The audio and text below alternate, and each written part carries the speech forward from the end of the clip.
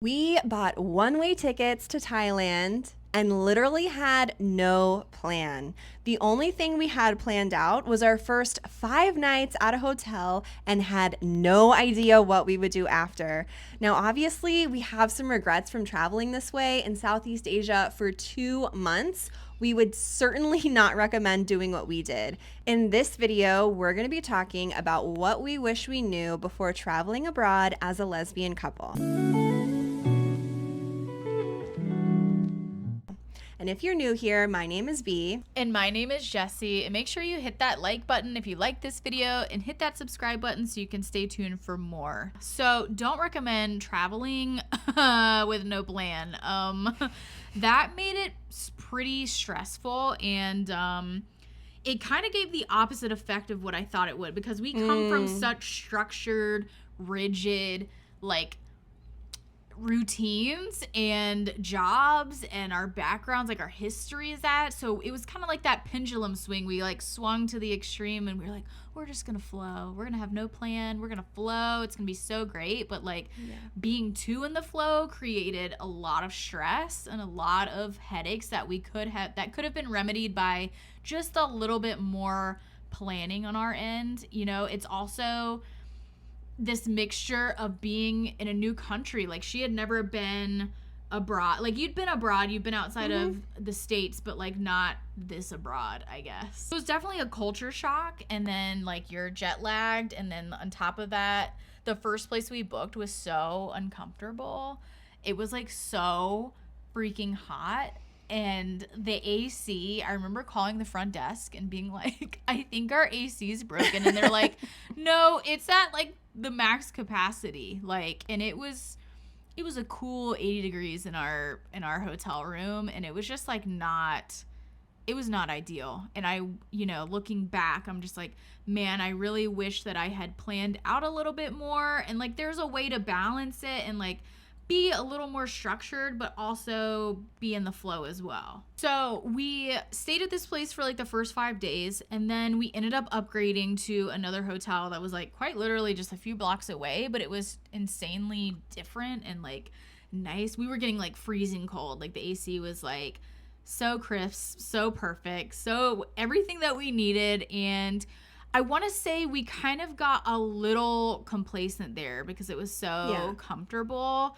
And we kept extending our stay because we didn't have a plan. And we were procrastinating, I feel on making a plan, because also when you are traveling to somewhere that you've literally never been, it's literally on the other side of the world, you don't speak the language, it can be overwhelming, especially if you're maybe a little bit more introverted and a little bit more of a homebody as we are. Not saying we didn't go out. We went out pretty much every day.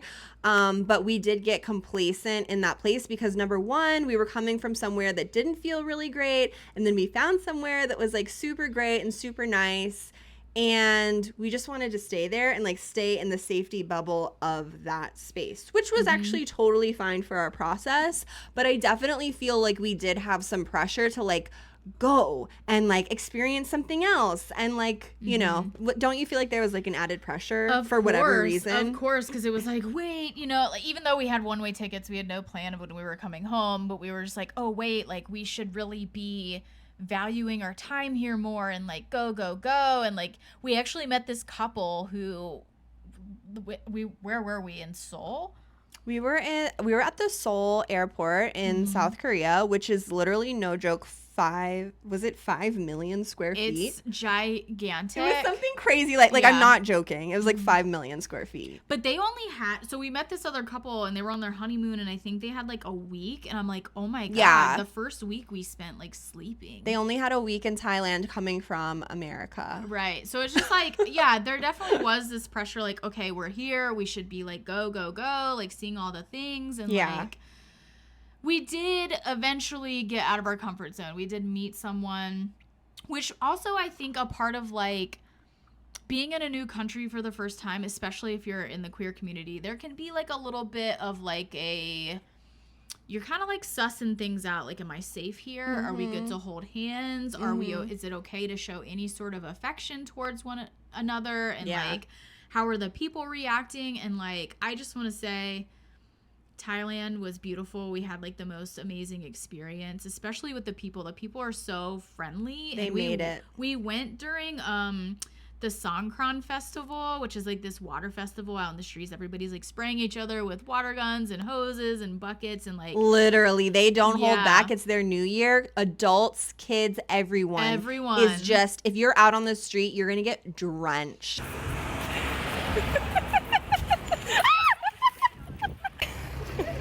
Yeah, and that was like really amazing because, you know, I had some reservations and some hesitations by the way that I look, and I'm like, I don't know if people are going to be accepting, and it's like, then I started seeing queer people just like me all over the place, and then one of our Uber drivers there, which they don't call them Uber, they're Grab, but she was a masked lesbian, and we ended up befriending her and following each other on Instagram, and then she kind of became like our personal driver, and we felt so safe. We felt so safe with her. She drove us to all of these like amazing temples. Like, she spent like an entire day with us, and we were able to you know, use our Google Translate and like have conversation with her, and it was like really amazing to connect with someone in that way. Yeah, Thailand is so LGBT friendly. Oh my God. Also, I felt so safe just as a woman there. I literally, it was so weird, had none icky experiences with men there at all. Not saying that it can't happen, but that's kind of wild. Like, I experienced that in America almost on a daily basis. Every time I go out into the world. Every time we leave the house.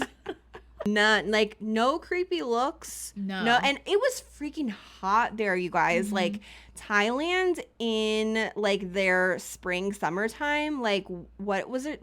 It was like, it's super humid, and the temps were like what, at like 110 at least. It was so hot. So like, I wasn't wearing a lot. I would wear like a crop top and shorts like every day.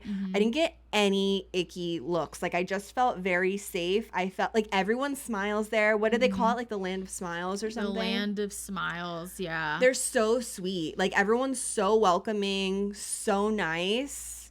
I just felt really good within like the culture and the people there. And I think the only person we ever got like any like weird stuff from were other tourists. So that's true. But there like was one instance. But like the locals are who we're talking about. The Thai people, like, there was no icky anything. None.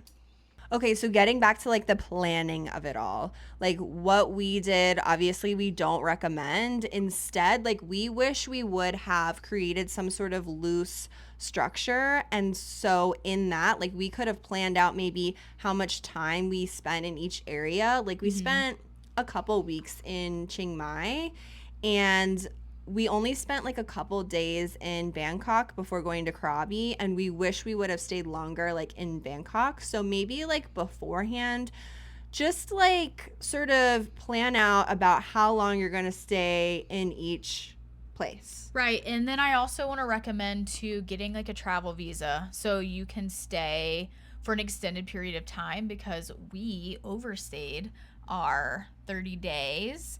And we had to pay a fine. So, like, we were trying to fly out of Bangkok to Indonesia because we were going to Bali. And, they, like, looked at our stamp and our passport, and they were like, oh, you've overstayed, like, a week. And I can't remember how much we had to pay. It was, like, $50 a person, I think. Yeah. It was a little scary. It was a little bit scary. But I feel like I wasn't as scared as I should have been. But, like, nothing bad happened. Like, nothing bad happened. It's only something bad happens when, like, you've overstayed by, like, 90 days. Like, that's a little bit more of a serious offense. Yeah. But we paid our little ticket. But we had to stay in this, like, little police station office. And, like, they're, like, writing us the thing, which I'll, like, put our little ticket here. It's, like, so funny to look back at. Because I was kind of like, oh, you know, I was like, oh, no.